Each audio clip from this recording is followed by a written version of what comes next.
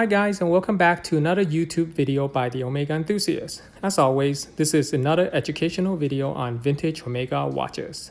The topic of this video will be a review on the following four Omega case model: CK2639, CK2791, CK2891, and CK2937. The reason why I selected the following four models for this video is because they appear almost identical to someone who is new into the hobby or have less knowledge about vintage Omega. By me going over the facts on all four case model, you guys will have a better understanding and be able to identify them apart the next time you see one for sale or from another collector's collection. Before we compare the differences, let's compare their similarity first. Here are the four case models, and as you can see, I have a piece of paper under each piece to help you identify which is which. All four case models were first introduced in the 1950s. They are estimated to be 36 mm in diameter watches excluding the crown. They are manual wind watches with the sub-second feature. Sub-second just means that the second hand of the watch is off-center and is located above the 6 o'clock. Many people will mistaken all four pieces to be the same case model due to their case lug similarity. But when you actually take your time and thoroughly examine them, you'll find that their lugs are not 100% identical.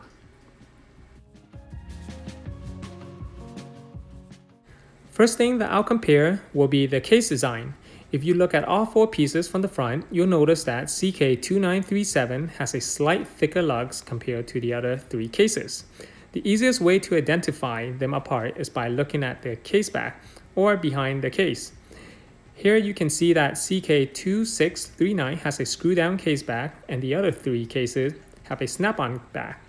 CK2791 will have a case back which has a flat center surface with a wide bevel ties to another smaller bevel. CK2891 will also have a flat surface back with double bevels. However, both bevels will be of a similar width. And CK2937 has a wide flat surface back with a single slender bevel edge. When you compare the four cases from the side, you'll notice that CK2639 has a spring bar easy release hose, whereas the other three models do not. CK2639, 2791, and 2891 have almost identical looking lugs from the front view as well. Even though all four case models are manufactured during the 1950s, they, however, are not introduced at the same time. CK2639 was first introduced in 1950s and ended in 1953. Where CK2791 was introduced in 1954 to 1955. CK2891 from rest of 1955 to 1956. And CK2937 took over from 1957 to the remaining of the 1950s. Notice that CK2639, 2791, and 2891 are non-Seamaster model, whereas CK2937 is a Seamaster. However, CK2891 is actually a transitional model, which is why a later CK2891 dial actually say Seamaster as well.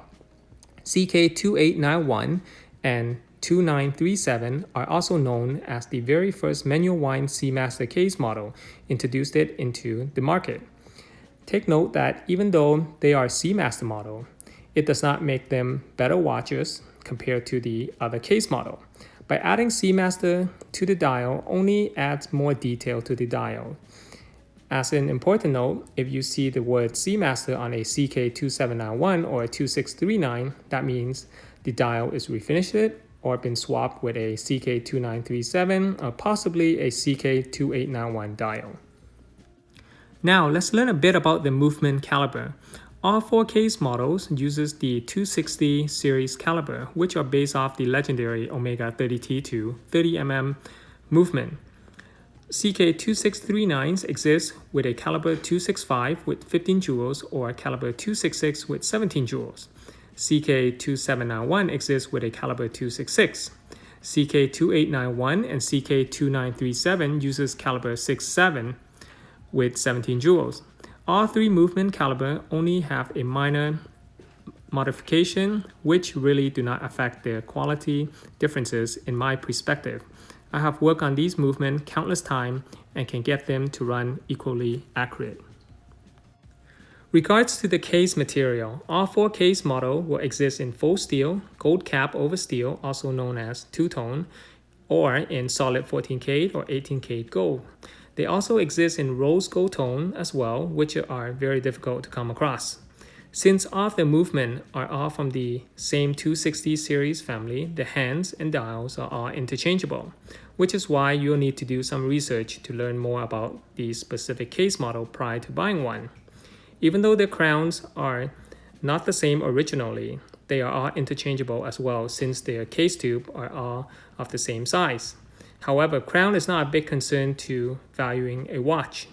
Of course, one would prefer that the watch comes with the exact original crown, but more importantly, make sure that it is a proper fitting crown that is on the watch.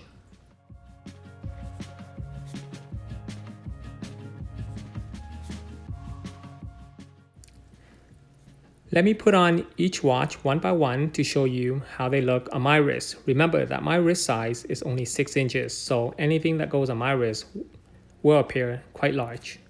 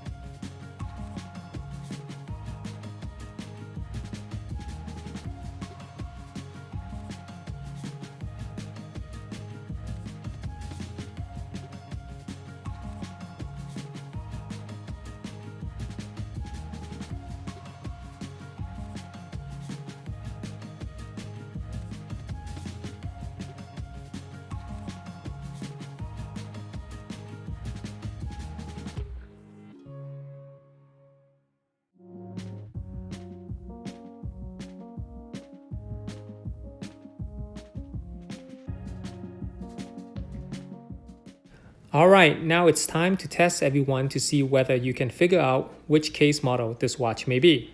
Firstly, let us examine the case back of this watch. There are no groove slot, which indicates that this watch is not a screw-down case back. This will remove the possibility of a CK2639 case model. Next, we'll do a case back bevel count. There are 2 bevels. This will remove the possibility of a CK2937 since it only has 1 bevel. Next, let us examine the dial to be sure. It says Seamaster, which only makes sense on a case model CK2891 or CK2937. Since CK2937 has already been eliminated, that leaves us with just case model CK2891. If you also got CK2891 as the case model, congratulations. Before this video comes to an end, I would like to say that the following case model also exists in the center second version. Instead of using the caliber 260 series, they uses caliber from the 280 series, which are the center second version of the 260 series. Their case model will become CK2640, CK2792, CK2892, and CK2938.